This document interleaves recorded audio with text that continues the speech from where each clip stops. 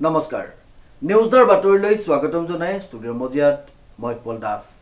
চাওক আজিৰ বাতৰি সাংস্কৃতিক তথা শৈক্ষিক নগৰী যোৰহাট চহৰস্থিত এটি সামাজিক সাংস্কৃতিক অনুষ্ঠান ৰামধেনু ক্লাবৰ সৌজন্যত অনুষ্ঠিত হৈ যায় দিহানাম প্ৰতিযোগিতা নিউজৰ এক ৰিপৰ্ট সাংস্কৃতিক তথা শৈক্ষিক নগৰী যোৰহাট চহৰস্থিত এটি সামাজিক সাংস্কৃতিক অনুষ্ঠান ৰামধেনু ক্লাবৰ সৌজন্যত অনুষ্ঠিত হৈ যায়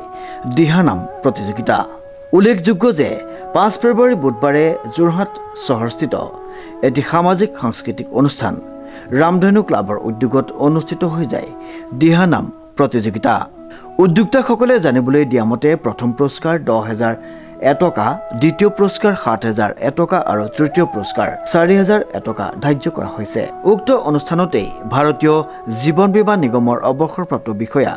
তৰুণ ফুকনক জনোৱা হয় এটি সম্বৰ্ধনা ব্যুৰ ৰিপৰ্ট নিউজ নাও।